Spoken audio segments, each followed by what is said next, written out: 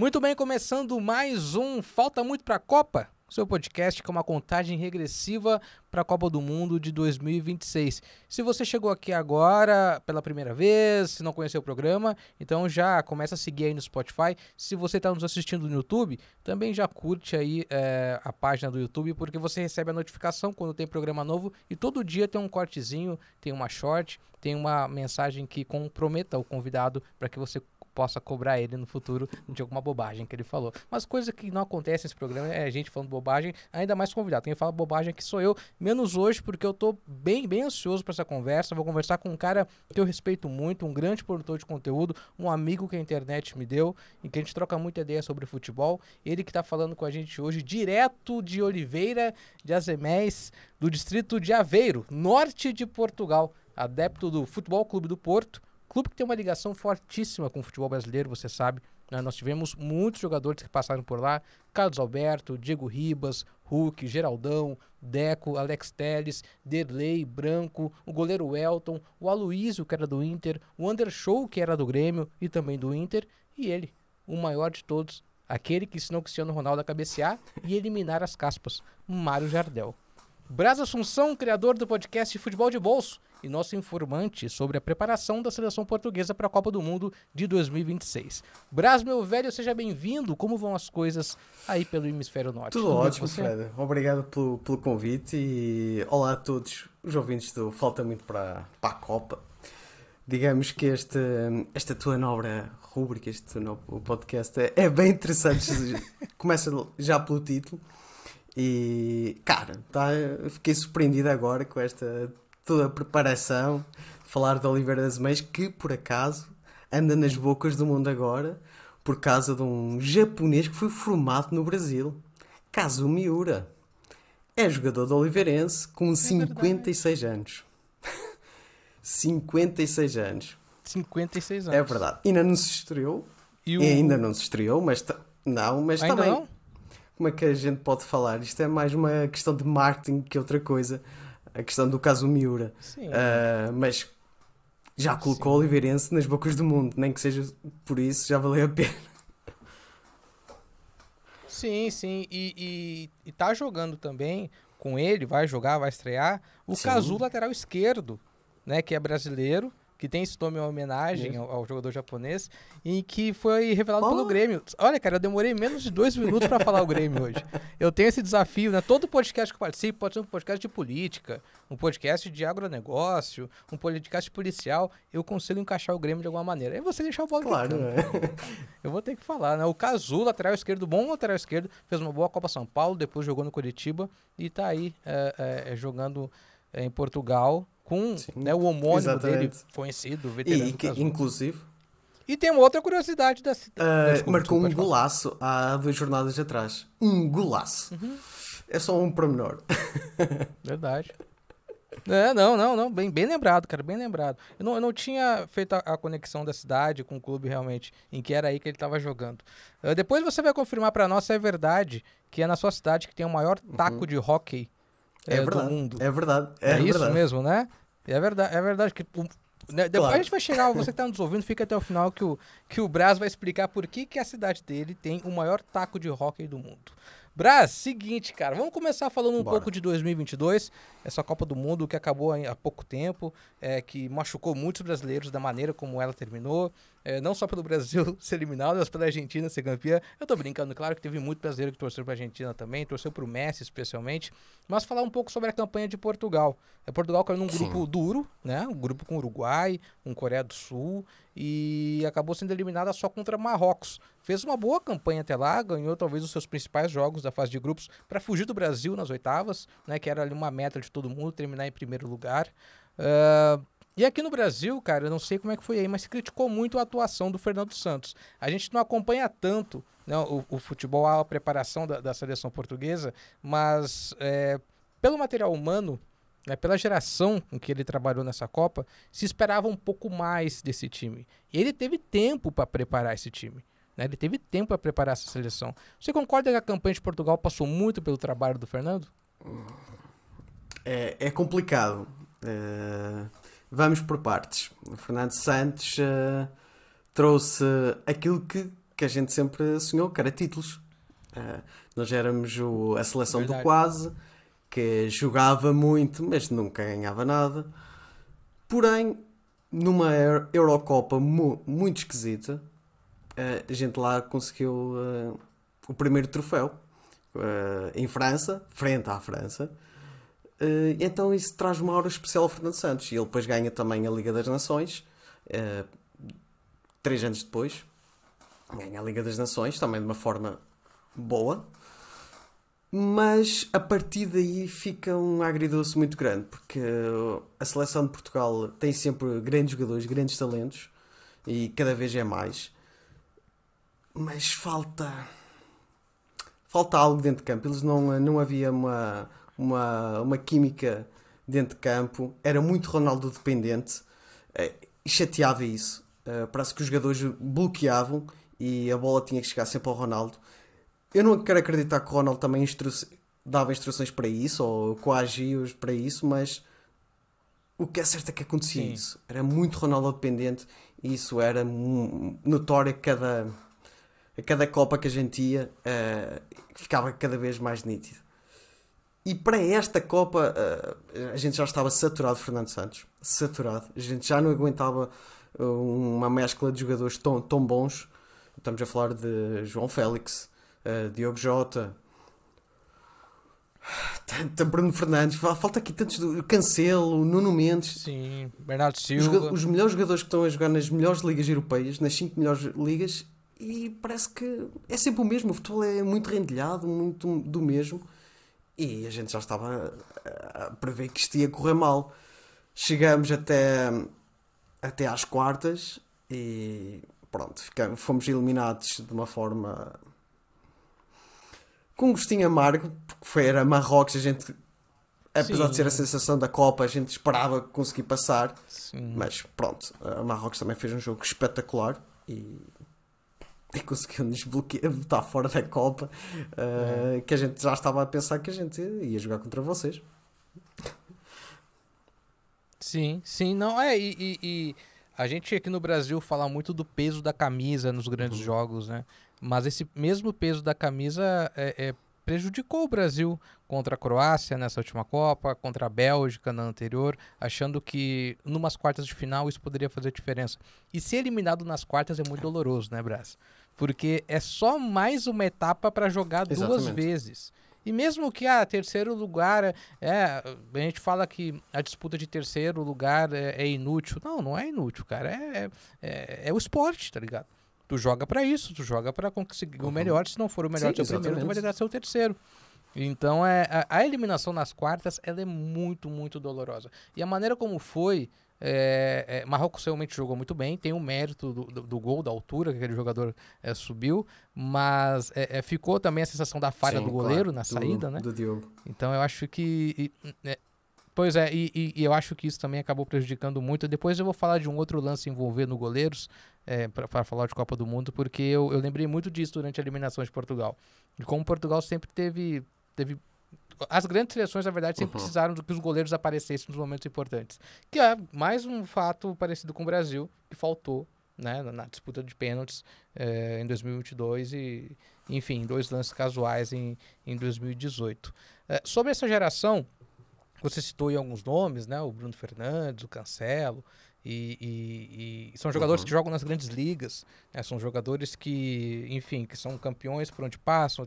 Tem na Premier League, tem o Rubens Dias, tem o João Félix, tem o Cancelo, tem o Bernardo Silva.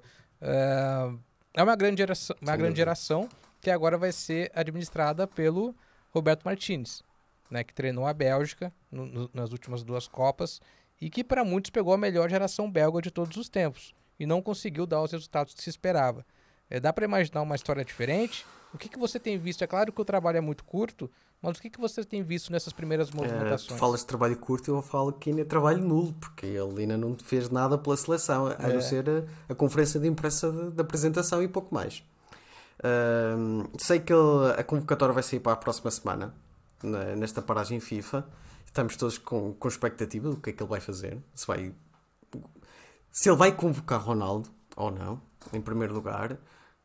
É a grande pergunta, eu É a acho. Né? pergunta que não quero calar. Estamos todos curiosos para saber o que é que ele vai fazer em relação a isto. Porque é um tema muito sensível. E isso também pesou. Eu quero acreditar que pesou na escolha do selecionador português. O que é que vai fazer nesta transição de Ronaldo? O Ronaldo diz que quer jogar mais uma Copa. Quer jogar mais a Eurocopa. Portanto, isto fica a sensação. Será que ele vai aguentar? E na para mais jogando agora na Arábia? Fica uma sensação muito esquisita a pairar no ar. Que foi a mesma sensação que pairou nesta última Copa. O fantasma Ronaldo, ainda para mais quando ele foi substituído Sim. pelo Gonçalo Ramos nas oitavas, frente à Suíça. O rendimento de Ronaldo já era quase nulo. Era mais pelo prestígio, por ser o capitão e por ser quem é, mas já não dava. As pernas já não aguentavam também. Já não Sim. era aquele Ronaldo decisivo. Bolas paradas ele também não fez moça, por assim dizer. E cara, estava na altura de substituir. Calha bem que o substituto dele marcou logo um hat-trick. É isso, mentou de vez que tipo, Ronaldo vai sentar no banco de suplentes. Isso impactou depois a seleção, mas também não conseguimos depois passar a Marrocos. Mas sendo mais concreto Sim. em relação ao Roberto Martínez, cara, eu gostava que fosse um treinador estrangeiro por um motivo. Legal. O futebol português não chega muito. Estas coisas eu acho que não chegam ao Brasil, mas como no Brasil há muito folclore por trás. Há muita rivalidade dos três grandes, do Benfica, do Porto e do Sporting. Há clubite. Então, eu acho que um selecionador que não conhece esta realidade ou que não está para aí preocupado com isso, de ofender o Benfica ou o Porto e o Sporting, e vou colocar aqui também o Sporting Braga, porque eu considero o Sporting Braga já um grande em Portugal e que leva alguns jogadores à seleção. Eu acho que isso vai fazer bem ao futebol português. Ele pode trabalhar em paz, por assim dizer, e montar a sua seleção. Agora, eu não sei qual é o esquema tático que ele vai escolher. Se vai usar o mesmo que usou na Bélgica, com 3 centrais para aproveitar aquele leque de jogadores fantásticos do meio campo à frente. Eu não acredito que ele vai fazer isso na seleção. Apesar que temos jogadores muito bons e muito criativos também na frente. Mas ele também teve trabalhos antes da Bélgica. E eu acho que ele teve algum mérito na Premier League. Não é qualquer treinador que chega à Premier League e que teve algum sucesso, né? Sim. Não é nenhum Pep Guardiola, não ganhou campeonatos, mas fez alguma coisinha na Premier League. Eu lembro que no Wigan ele fez grande trabalho e também nas primeiras temporadas do Everton. Portanto, há que se dar valor. E ele também chegou só concluindo aqui, e chegou ao terceiro lugar no Mundial de 2018. Eliminou-vos a vocês e chegou ao terceiro lugar. Fica aquém de uma geração belga? Fica, se calhar fica. Mas quem foi campeão nesse ano foi a França, né? Não se pode pedir também assim muito mais. E cara, assim, é muito... eu vou falar rapidamente aqui só sobre essa convocação que você citou. Agora, dia 23 de março, né, tem eliminatórias da Euro 2024 já, né? Portugal está no grupo J, com a Bósnia, Herzegovina, Islândia, Luxemburgo, Eslováquia e Liechtenstein. Primeiro jogo é contra Liechtenstein. Os 2 primeiros de cada grupo se classificam a Euro do ano que vem, que vai ser na Alemanha. Talvez, né, para uma eliminatórias de Euro, de fato, a convocação do Cristiano Ronaldo seja importante, não só, né, para a autoestima da seleção e também para aquele simbolismo de união, né, quando vem um estrangeiro. Não sei, eu acho que a representatividade do Cristiano Ronaldo pode colaborar com esse novo ciclo. Mas é estranho, é engraçado, ou estranho, não sei, curioso, você falando, poxa, eu queria muito um técnico estrangeiro. Para um brasileiro que ouve quase toda semana os brasileiros querendo um técnico português na seleção brasileira. Sim, acho que com todo o mérito. Com todo o mérito. E aí muitas pessoas se perguntam aqui, mas poxa, nós queremos um técnico português para a seleção brasileira porque nós tivemos aqui 2 exemplos de trabalhos maravilhosos, do Jorge Jesus no Flamengo e do Abel no Palmeiras. Se pergunta por que Portugal não cogita um deles para a seleção. Você respondeu perfeitamente. Sim. Tem essa questão, né, da rivalidade local, é melhor ver uma visão externa. Todo mundo já conhece o Jorge Jesus aí, o Abel aí também. Dá para entender. Mas indo além, né? Nós somos aqui no Brasil um país de grandes jogadores, mas talvez exportamos poucos técnicos, poucos treinadores. Nós tivemos o exemplo do Luxemburgo, que treinou o Real Madrid, do Filipão, que treinou o Chelsea, né? E fica por aí. O Abel Braga, eu acho que treinou o PSG há muitos anos. Sim. O Ricardo Gomes também, o Silvinho. A gente tem alguns exemplos, né? Até mesmo em Portugal, não me recordo de muitos treinadores brasileiros. Talvez o Argel tenha treinado por no acaso, clube. o Moser chegou a treinar, o Moser. Mas ele também o Argel que falava que o sonho dele Sim. era trabalhar no Benfica. Porque ele jogou muito tempo do Benfica. Ele chegou a ser técnico adjunto no Benfica.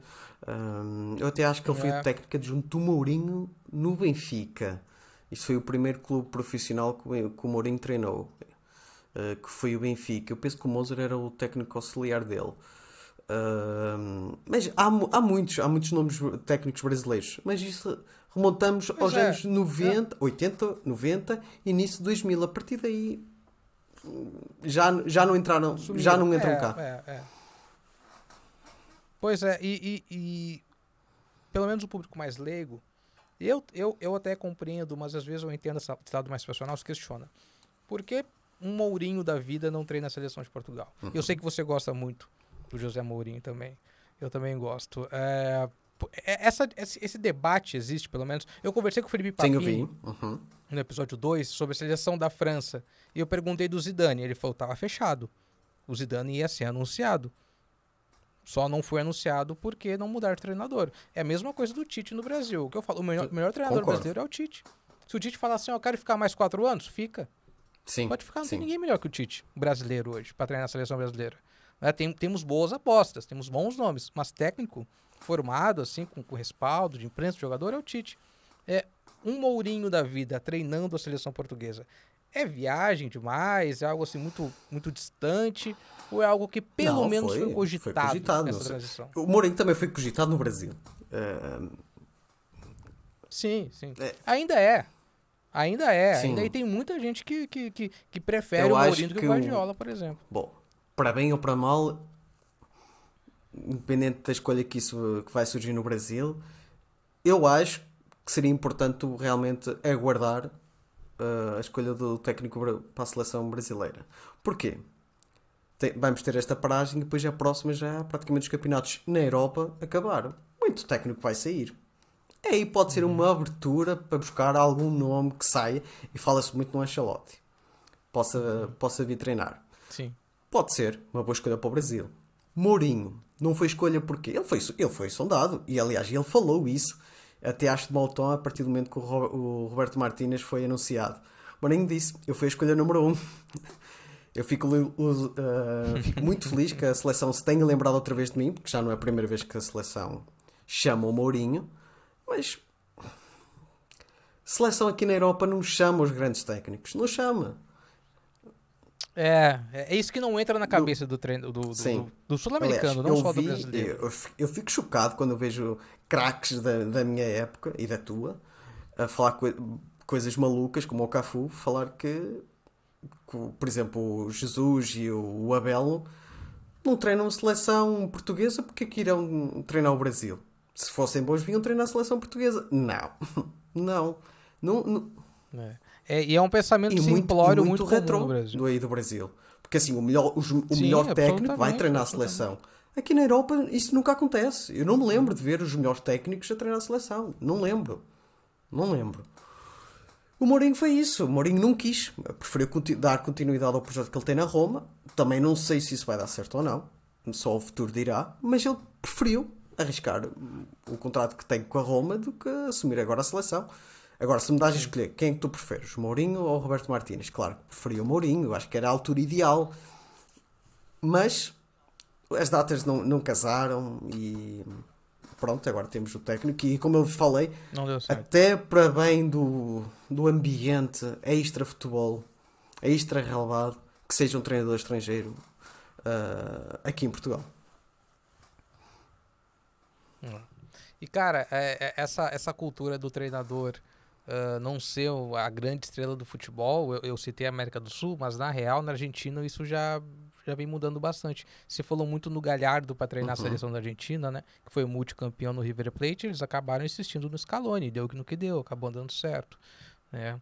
E, enfim, acabou renovando, vai mais um ciclo. O Uruguai que está numa transição interessante. O sonho do Uruguai é o Bielsa. O sonho do Uruguai é o Marcelo Bielsa, que seria espetacular também. Acho que seria muito, muito interessante ver isso. Hoje, Brás, das 7 forças da América do Sul, das seleções, são 6 treinadores argentinos. Eu poderia, aliás. Espalhados pelo futebol. Também, se não é os técnicos portugueses, são os técnicos argentinos que estão aí a treinar o Brasil. E o Brasil é a potência maior da América Latina. Na América do Sul, o Brasil é referência. Portanto, é normal que vão para lá os melhores técnicos. E eu, sinceramente, e tu falaste, e eu já falei aqui também, o Tite é o melhor técnico brasileiro da atualidade. E eu não consigo ver outro. Não consigo ver outro. E pelo aquilo que eu acompanho de futebol brasileiro, cara, não dá. Tem que ser uns três. Se o Brasil quer dar um próximo passo, nem que seja de ideias novas, tem que ser um técnico estrangeiro. Não necessariamente um português, mas algo para mudar o paradigma que está a CBF e o futebol brasileiro. Nem que seja para isso. Vai ser bem interessante ver essa transformação, caso realmente venha um estrangeiro, e tudo dá a entender que vai ser o Ancelotti mesmo na metade do ano, para ver como é que vai ser a relação da imprensa com isso. Acho que o torcedor vai abraçar, porque o torcedor se relaciona bem com isso. O nosso problema realmente é a imprensa mais conservadora e também os próprios treinadores. É uma classe muito unida, a gente sabe, no Brasil, e já há muitos depoimentos, muitas frases de jogadores e de atuais treinadores que não concordam com o técnico brasileiro. Eu quero ver como é que vai ser a relação desse treinador estrangeiro com os clubes. Com os clubes na informação de atletas, vai saber como é que o cara está treinando, como é que está o preparo físico. Vai ser uma barreira essa quebrada que esse treinador estrangeiro, quem chegar aqui, vai ter que ter algum tipo de representante local que tem uma relação muito boa com os clubes, com as comissões técnicas, para conseguir essas informações. Senão, cara, ele vai treinar no escuro. A verdade é essa, ele vai gerir uma seleção no escuro só em época de data FIFA, de eliminatórias, de Copa América, para conseguir treinar o clube. Ô Braz, a gente falou rapidão ali atrás de alguns jogadores que passaram pelo Porto. O Deco jogou por Portugal, se naturalizou. A gente teve o Pepe também, que é nascido no Brasil. Na última Copa a gente teve o Otávio. E o Matheus Nunes também. Feito uma ótima temporada. Matheus Nunes também. Algum nome que você observa que seja nascido no Brasil, que esteja jogando aí, que tem potencial, além desses aí, para se naturalizar? Porque eu lembro que o Deco, a naturalização do Deco, cara, ela foi muito marcante para minha geração de torcedor e também para o brasileiro, sabe? Porque foi próximo, a sua também foi próximo do período daquela Euro em Portugal. E aí o Felipão tava treinando e tava todo mundo meio curioso, ainda tinha uma paixão muito grande do Scolari por causa do título de 2002. E foi a primeira Euro a passar em canal aberto no Brasil. Então a gente acompanhou de muito perto aquilo, sabe? E, cara, foi assim, uma das maiores frustrações que eu tive com o time dos outros, aquela derrota pra Grécia. Eu matei a aula pra assistir aquele jogo, cara. Eu juro pra você, eu matei a aula pra assistir aquele jogo. E não é nenhuma Grécia que vai ter um podcast pra analisar a grande Grécia campeã da Eurocopa. Não, cara, é um time que ninguém lembra, velho. Achou um gol numa bola parada. A única lembrança que eu tenho da Grécia, sabe qual é? Eu vou procurar esse vídeo. Era o treinador da Grécia que assobiava assim, ó. Ele colocava esse dedo aqui, ó. Eu não sei até hoje como, cara. Vê que eu tô de bobeira em casa, eu tento assobiar assim, ó. Cara, não. E não consigo. Pra quem tá só ouvindo, depois vai no YouTube lá ver que eu vou explicar. Deixa eu descobrir. Cara, é uma coisa assim, inacreditável. Não é possível que não tenha no YouTube. Deve ter um trechinho disso. Vamos lá. Portugal e Grécia, que idade você tinha? E o que você lembra desse jogo? Se a gente tivesse tempo, eu dizia-te quase os jogos todos. Eu lembro quase os jogos todos. Não, lembra pra nós rapidinho, então, daquela campanha de Portugal, porque foi realmente tocante pra nós aqui. Porque tipo, a gente se conectou com o futebol de Portugal de uma maneira que a gente tinha o Filipão, que a gente tinha o Deco, que a gente tinha a reação das pessoas felizes com o Filipão, ele falou pra Sim. pendurar as bandeiras na janela. Eu lembro disso, sabe, com uma clareza. Lembra pra nós um pouquinho como é que foi. Ora bem, começando do início. Para já, trazer um campeão mundial para treinar a seleção. Para já, isso para mim foi assim, uou, o que é que está aqui a acontecer? E caso vocês não se lembram, mas eu lembro perfeitamente, nós éramos cotados para a seleção que podia ganhar o Mundial de 2002. Coisa que o Brasil nem sequer estava lá perto. Que bebeu-se à rasca para ganhar as eliminatórias, para ir para a Copa, com golos de Luizão, né? Contra a Venezuela, penso eu. Exatamente. Confusão toda com o Romário, leva Romário, não leva Romário. E nós éramos cotados para ganhar o Campeonato do Mundo, que fizemos uma qualificação excelente. Aliás, deixamos de fora a Holanda, de Davids, Kluivert, deixamos isso de lado. Eles não foram apurados por nossa causa. E chegamos lá por uma preparação, junto à Federação Portuguesa e a própria Comissão Técnica fez um desastre naquele Mundial.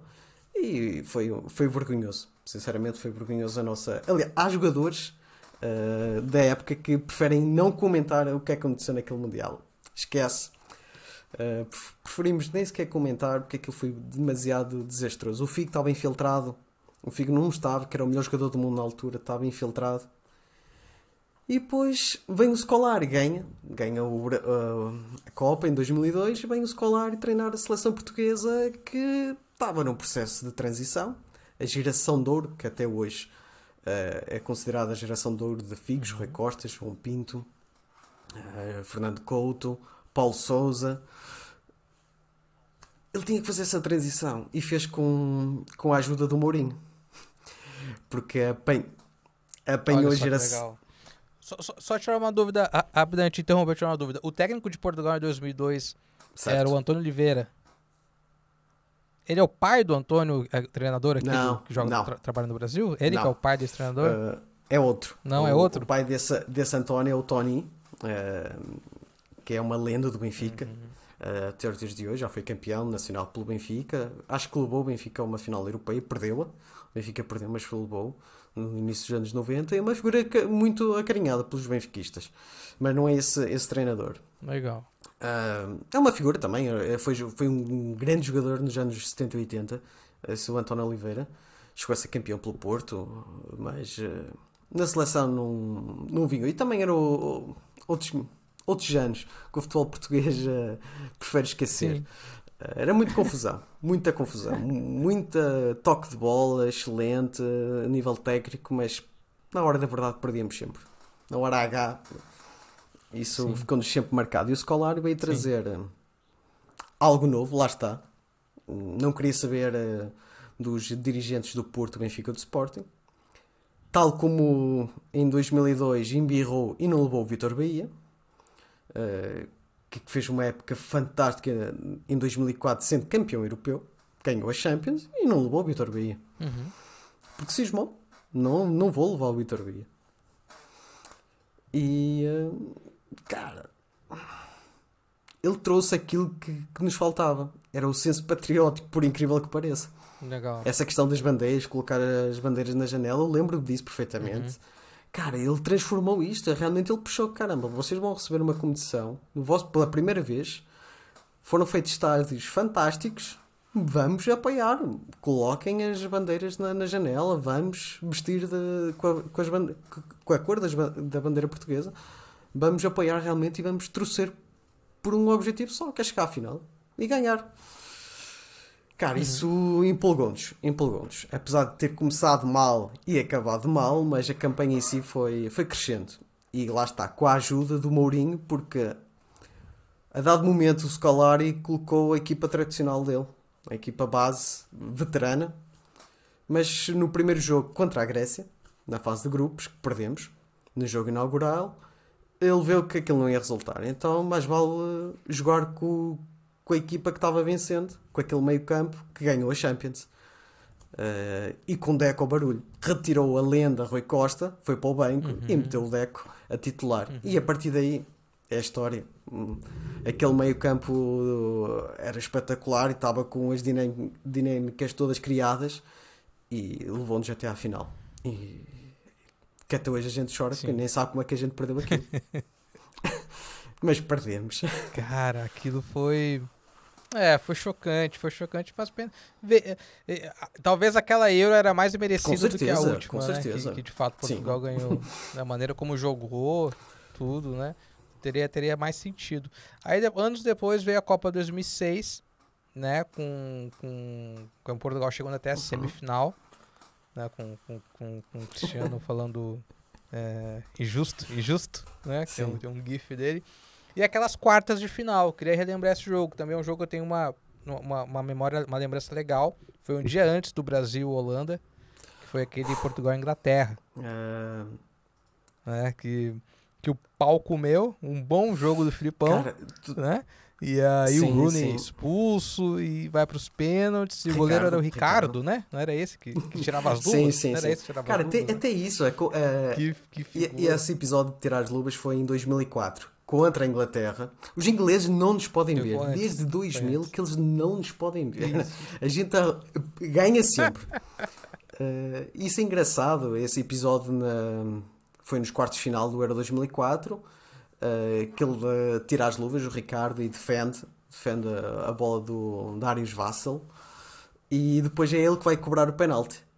Ele próprio diz, não, agora sou eu que vou marcar e vou resolver isto. E assim foi, fez história. Foi aí que o Scolari também, depois desse jogo, abraçou a bandeira portuguesa e a brasileira e disse, eu vou ficar mais 2 anos. Ou seja, vocês vão levar comigo até a Copa 2006. E que fez também um excelente trabalho nessa Copa. Mas tu falaste agora em 2006, essa questão do Wayne Rooney, que foi... Até os ingleses até hoje falam nisso. Mas eu vou retroceder até o jogo anterior, que foi a Batalha de Nuremberg contra a Holanda. Foi o jogo mais violento que eu já vi na minha vida. Jogos mais... Foi o Grenal da Copa. O Grenal da Copa. É que aquilo era só cartões vermelhos, amarelos. Aquilo foi uma batalha mesmo épica. Saudades desses tempos, saudades. Saudades de um time do Filipão. Mas é bem lembrado. Aquela Copa de 2006, pra nossa geração, ela ficou meio que esquecida, assim. Foi traumática. Apesar da boa campanha de Portugal. Pra nós foi, porque era grande... Enfim, era o auge de uma geração muito boa. Né? E ali foi a Copa que até hoje é referência de péssima preparação. Né? Já ganhamos, aquela coisa, o Ronaldinho chegou voando, o Ronaldo ainda estava um pouco fora do peso, tinha uns problemas com as bolhas no pé, mas ainda assim, tinha o Adriano muito bem, tinha o Zé Roberto, tinha o Cafu e o Roberto Carlos no auge da forma física, tinha o Juninho pernambucano fazendo gol de tudo que era falta, a zaga era muito boa, que era o Lúcio, o Dida também pegando muito, enfim, aí acabou que fomos eliminados para a França, que também é um trauma brasileiro. Pegar a França parece que não é só para vocês. Do mundo, nas quartas de final, então a França gente já conseguiu matar esse fantasma, mas França, Portugal também bloqueia mentalmente. Pode ganhar todos os jogos, bem a França bloqueia, não há hipótese. E vocês também têm um pouco isso com eles. Tem. O nosso problema com a França vem há muitos anos. Em 86 o Brasil foi eliminado para a França nos pênaltis, né? Com o Zico errando o pênalti. Depois tem a Copa de 98, em que tudo que envolveu aquele jogo, né? É uma Copa maravilhosa. Eu gosto muito de lembrar dessa Copa. Os jogos foram interessantes. O Brasil jogou bem a maior parte dos jogos. Tinha todo o peso ali em cima do Ronaldo. O documentário dele é muito bom, contando a história dessa Copa do Mundo. Mas é uma Copa que eu tenho uma lembrança muito boa, assim. Foi estranha porque foi a primeira Copa que eu vi o Brasil perder. Que a primeira lembrança era 94 e descobri que o Brasil perdia. Então, o Brasil perde, sabe? O Brasil não é invencível. Cara, para mim o Brasil... Então foi meio chocante, assim. Para a minha geração, é porque isto também é um agridoce. Eu desde 2002 que vejo sempre Portugal nas fases finais. Mas em 98 eu era criança e não via futebol como vejo hoje. Mas a seleção que a gente apoiava, uma vez que a gente não estava lá, era o Brasil. Nós somos brasileiros. Tirando as Claro. surpresas, e nesse Mundial eu lembro que a Nigéria ficou nas bocas do mundo, como esta seleção de Marrocos ficou a Copa passada. Mas o Brasil era o Brasil. Era o Brasil do Ronaldo Fenómeno. Eu lembro que era criança, eu tinha 7 anos na altura, eu raspei a cabeça, né? Por causa do Ronaldo. Ronaldo era um fenómeno mesmo, não havia hipótese. Era o melhor jogador do mundo e a gente queria ser como Sim. o Ronaldo. Sim. A gente queria ser artilheiro, a gente queria marcar golos, não havia hipótese. E, cara, sempre foi o Brasil. E depois quando ganhou em 2002, da forma como ganhou, vocês tiveram outra percepção porque viram aquelas eliminatórias quase que não iam. Mas nós não, a gente via era aquela fase final. Então era sempre o Brasil. Aquele do futebol mágico, do futebol técnico, cheio de craques. E hoje em dia fica... O que é que se passa? Onde é que ficou aquele Brasil? O que eu... Sabe? Eu, por natureza, já sou uma pessoa muito nostálgica e saudosista. Para o bem e para o mal eu sou assim. E, cara, faz falta um Brasil. Eu fiquei muito empolgado quando o Brasil jogou contra a Sérvia, o primeiro jogo. E o Richarlison marcar aquele golaço, aquele futebol sufocante perante a Sérvia. E fiquei assim, ok, o Brasil voltou. Mas... parece que há aqui qualquer coisa. O começo de Copa foi muito empolgante. O primeiro jogo, o segundo jogo já foi meio assustador. O terceiro a gente perdeu. Aí o quarto atropela a Coreia do Sul. Parecia que ia dar. Parecia realmente que ia dar. E no primeiro programa com o Carter eu comentei isso. Aquele gol do Neymar, ele acaba sendo um pouco esquecido, né, por causa da eliminação, mas é um dos gols mais bonitos da Copa. A maneira como ele é construído, né, do Neymar indo pro embate, né, ele fez isso o jogo inteiro, né, ele foi pro embate o jogo inteiro, só que a primeira bola que ele pega pelo meio, ele consegue fazer o gol, ele não cai na trombada, ele não cava o pênalti do goleiro, um gol raro, né, driblar o goleiro é um gol raro hoje em dia. Verdade. Você dá um tapinha e driblar o goleiro. Então é uma pena como aquilo acabou. Agora eu falei do Deco e acabei não concluindo a minha pergunta, era se você lembrava de algum jogador nascido no Brasil, que joga em Portugal hoje, e que tem perfil, ou que se fala pelo menos assim, poxa, esse jogador tem potencial, ou enfim, tem talvez algum interesse de se naturalizar português para defender a seleção. Atualmente não estou a ver nenhum, para te ser sincero, até porque as vagas foram ocupadas. O Otávio, eu acho... Eu sou portista, então o Otávio é um jogador, para mim, especial. Especial, porque o Otávio sabe fazer tudo bem. Todas as posições do meio campo ele sabe fazer. E estando bem fisicamente, não é à toa que também foi para a Copa, porque ele é uma peça muito importante no meio campo, no Porto, e acho que em qualquer equipa, e acho que também vai ser importante agora com o Roberto Martínez, porque ele encaixa bem em qualquer losango, no meio campo, numa extremidade, cara, ele é um jogador completo. E tem o Mateus Nunes agora, que ele também assim, praticamente foi ao mesmo tempo. Se bem que o Mateus Nunes é outra questão, praticamente ele fez a sua vida toda cá, o Otávio é diferente. Mas eu não estou a ver mais nenhum brasileiro neste momento, pelo menos a jogar aqui em Portugal, que consiga essa passagem aqui para a seleção. Não estou a ver. Tempos atrás falaram da possibilidade do goleiro Léo Jardim, que veio pro Vasco, se naturalizar. Eu não lembro qual clube que ele jogava. Eu acho que não era nem na primeira divisão. É um goleiro formado no Grêmio, que foi muito novo. O nome novo não é estranho. Para Portugal. O nome não é estranho, mas eu também não estou a ver. O Léo Jardim.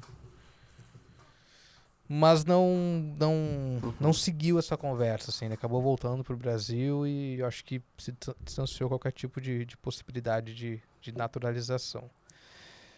Brás, a gente falou bastante aí de Copa, a gente tá ansioso para ver como é que vai ser esse trabalho do novo técnico de Portugal, porque tá faltando, né, esse Brasil e Portugal numa Copa do Mundo. Eu acho que teve 10 foi, exatamente. Né, naquela... Foi 0x0, né? Acho que foi 0x0 aquela primeira fase, mas quase nos esbarramos aí numas oitavas de final, né, nessa última Copa. Mas vai ser interessante ver Portugal se fortalecendo e chegando forte. Eu acho que que a vaga aí para vocês é bem mais difícil do que para nós. Né? Para vocês conseguirem uma vaga na Copa aí, eu acho que a concorrência é muito maior. E enquanto aqui nós não temos, talvez, né, nós temos uma Copa América enxuta e 5 vagas, então é muito difícil o Brasil e a Argentina ficarem fora. É interessante esse paradigma. Mas tô bem curioso para ver esse trabalho. Para nós, cara, é muito chato fazer estes jogos. Eu não sei como é que vocês veem estas paragens da Copa FIFA, e para mais do vosso formato, mas eu acho o vosso formato muito mais competitivo. Ok, só vão 5, mas é muito mais competitivo. Tens de estar bem. Provavelmente Brasil e Argentina vão sempre, né? Podem não ser os primeiros, mas vão sempre. E depois aquelas seleções, dependendo das gerações que vão e voltam, né? O Chile, agora o Uruguai está-se a estruturar. Vamos ver o que é que vai sair agora com esta geração do Darwin Núñez, que nós portugueses também bem conhecemos. E depois tem a Colômbia, que não foi para a última Copa e ficou esquecida. O Equador é sempre uma equipa difícil, nem que seja pelos jogos em casa lá, em altitude, que é sempre complicado. Cara... O futebol equatoriano evoluiu muito nos últimos anos. Evoluiu ao ponto de passar a seleção peruana, a seleção colombiana parou no tempo também. E enquanto não só a seleção equatoriana, mas o próprio Independente Del Valle, os clubes locais estão disputando aí os grandes títulos de Sul-Americana. O Independente Del Valle foi campeão da Recopa há pouco tempo, ganhou do Flamengo. Então é um futebol a ficar atento realmente, assim, não tem nenhum grande jogador que se destaca, mas tem bons treinadores. E temos o Renato Paiva, o técnico português que agora está a treinar o Bahia, que foi campeão pelo Del Valle. Nem que seja por aí, a gente tem um pouco de noção do que é que está acontecendo na América do Sul. E aqui na Europa, cara, é isto, é fase de grupos. Portugal, neste caso, Portugal, independente de quem calhar as pré-eliminatórias para a Copa, que ainda não, a gente agora vai jogar a Eurocopa, só mais para a frente aqui que a gente vai saber quais são as seleções que a gente vai jogar, mas praticamente estamos lá, nem que seja em play-off, estamos lá. Pelo menos é esta a convicção que a gente tem sempre. Como eu falei, desde 2002 nunca falhamos nenhuma competição, então vamos tentar manter este registro. Mas é diferente, a gente não gosta de jogar isto. Não gosta. É chato. É chato. Exemplo, tu falaste aí. Vocês usam essa data FIFA para as eliminatórias, né? A gente vai usar para amistoso. Entendeu? Cara, é muito desgastante. Os jogadores também já não... Os jogadores já com o estatuto já não querem. Tipo, ok, olha... Ou fingem lesões, então dizem... Dispensam metade dos jogos, eu não quero jogar. Isto são casos pontuais, mas que acontece até na seleção. A FIFA tem que repensar, pelo menos aqui a UEFA tem que repensar o modelo como isto vai estar a gerir, mas por aquilo que eu estou a ver do comboio ou do trem, como vocês falam, vai continuar a ser assim. Eu tenho uma opinião polêmica sobre isso. Eu acho, pode parecer elitista da minha parte, mas eu acho que a Copa do Mundo, só a Copa do Mundo, ela tem que ter ali uma prateleira das seleções que vão jogar. Essas seleções vão jogar. E ponto. Tá ligado?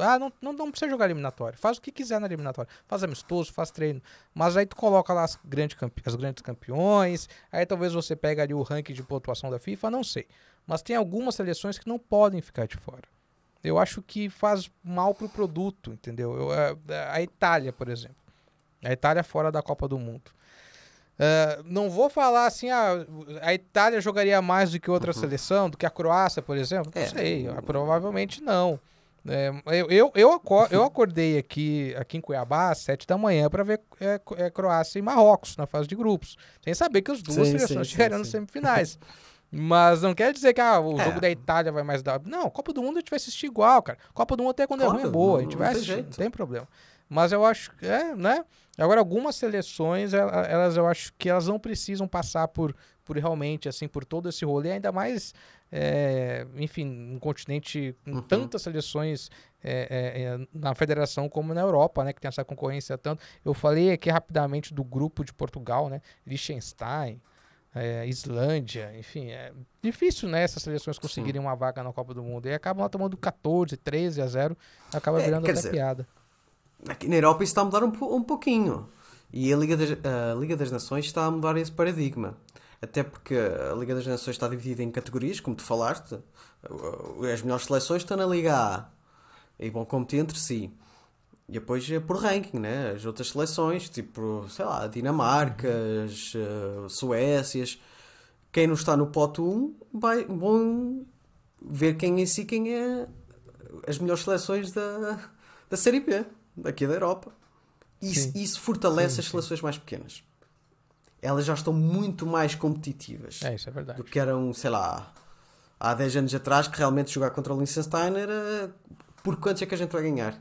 5, 6? Hoje em dia não é bem assim. Mas eu quero acreditar que os jogadores com uma mentalidade correta, ok, isto é para ganhar. Com mais ou menor dificuldade, isto é para ganhar. Por isso é que se torna chato. Viagens longas, jogos que para certos jogadores já não interessa, porque eles preferem jogar a Premier League, que estão habituados a jogar Premier League e Champions League, vão querer jogar contra o Liechtenstein. Claro. Não. Isso é o que eu acho mal. E eu não concordo exatamente contigo que certas seleções deviam jogar a Copa do Mundo, mas lá está, voltaram antigamente. Para que é que vamos largar o número de seleções numa Copa do Mundo? Vamos restringir. Realmente, quem está lá é por mérito. É a nata da nata. É como na Eurocopa. Agora a Eurocopa parece a Copa do Mundo. São 24 ou 32 seleções. Não faz sentido. Eu estou a ver, por exemplo, com todo respeito, Macedónia, Bulgária, por exemplo. Copa do Mundo é diferente. Tu falaste aí Croácia e Marrocos, é diferente. É diferente. Vamos ver. Aqui não é a mesma coisa. Eurocopa, apesar de... Não é. Eu vivenciei isso porque eu fiz literalmente um mês inteiro a cobrir diariamente o Europeu 2020, 2021. Cara, eu vi jogos muito tristes. Muito tristes. Muito ruins, né? E que não vale a pena. Eu sou de uma geração que a Eurocopa eram 2 grupos. Eram 2 grupos, no máximo 4 depois. Como foi no Euro 2004, o Euro 2000, por exemplo. 4 grupos. E ali eram os tubarões da Europa. Era França, era Inglaterra, era Itália, era Holanda, Portugal, Suécia. Era a nata da nata aqui na Europa. E os outsiders que chegavam lá é por mérito. Era por mérito. E acho que a FIFA está a pecar em alargar cada vez mais o número de seleções. Porque isso não vai trazer, para mim, vantagem. Bem pelo contrário. Vai tornar uma competição mais longa e pronto, e vai perder esta sensação de show. Para mim vai perder um pouco esse sentido. Sim. Enfim. Da exclusividade, né? De saber que é algo grande, né? Não, é só mais um jogo. Não vai deixar de ser algo grandioso, né? Ser um espetáculo. Brás, meu querido, muito obrigado pela nossa conversa. A gente está chegando aqui ao nosso finalzinho. Queria desejar sucesso aí para Portugal nessa jornada até a Copa do Mundo, que a gente se encontre lá em 2026. E, cara, para quem quiser conhecer mais do conteúdo que você produz, dos seus podcasts, dos seus projetos, por onde que as pessoas... aonde que as pessoas te encontram? Ora bem, é muito fácil, é Futebol de Bolso, tanto no Instagram como nos streamings da vida, no Google Podcast, na Apple e no Spotify. Também está no Olá Podcast, e bem conhecida a vossa aí no Brasil. Porém, estou numa fase bem complicada da vida. Estou a fazer uma pausa do futebol de bolso. Sim. Quem não está, exatamente, quem não está neste momento, a nossa geração, quem é que não está numa fase difícil? Estou a dar uma pequena pausa ao futebol de bolso. Não sei quando é que vou retornar, sinceramente, mas o que está lá praticamente podem escutar, porque são episódios nostálgicos de equipas e de jogadores e de momentos. Portanto, não é propriamente um podcast datado, porque também não queria que fosse assim. Portanto, dá para ouvir em qualquer altura, estão lá. Faço referência, pelo menos, a um que me lembro, que me deu um maior gozo, já que estamos a falar aí para a audiência brasileira. Eu falei com, por exemplo, a responsável de Relações Públicas do River Plate, a Marta Infante, sobre o River. E foi um dos primeiros episódios que eu fiz no Futebol de Bolso. E, entre outros, fiz sobre o São Paulo, por exemplo. E uma das coisas que eu gosto de trazer ao Futebol de Bolso é pessoas diferentes que gostam dos próprios clubes que gostem de futebol, não só do seu clube de coração, mas de futebol em si. Eu não sou muito fã de clubite aguda. Eu gosto que as pessoas analisem o futebol pela paixão do desporto em si e depois sim vêm os seus times. Tem também lá um rapaz engraçado, o Fred Fagundes, que fala sobre o Grêmio, que foi bem interessante. Esse é clubista. Esse é clubista, esse já é um pouco demais. Tento falar daquilo que eu gosto e que acompanho enquanto criança e adolescente e jovem adulto, naquilo que é o futebol para mim. Basicamente é isso. Legal. Cara, muito obrigado. Um abraço para você. Volte sempre. Aqui o microfone tá aberto. Assim que tiver uma novidade sobre a seleção, se quiser colaborar, é só chamar, a gente grava de novo. Quando tiver talvez um amistosinho aí, já Brasil faz Portugal, falta. a gente pode gravar para falar como é que foi o jogo, né? Provavelmente vai ter. Daqui até o final do ano vai ter. Final do ano não, daqui até a Copa do Mundo vai ter. Pessoal, muito obrigado a todos que ouviram mais um episódio do Falta Muito para a Copa. Se você ainda não... eu já ia esquecer, cara. O maior taco de hóquei do mundo que tá aí na sua cidade. O maior taco de hóquei do mundo tá na cidade do Brás, a cidade que sediou o Mundial de hóquei. Exato. Certo? Hóquei na grama. Não é grama, patins, né? Como é que eu falo? Posso falar? É futsal, é taco, exatamente. Tipo taco, tipo assim, taco. Né? Tipo taco. Oliveira de Azeméis. Oliveira de Azeméis, exatamente. Tá certo. E tem um, né? Explica pra nós aí, tem um monumento que é um taco que, enfim, celebra. Porque foi a primeira competição que Portugal ganhou. Portugal é forte no hóquei em patins. Oliveira de Azeméis é forte no hóquei em patins, é uma das equipas de referência europeu e, claro, nacional, tal como o basquete.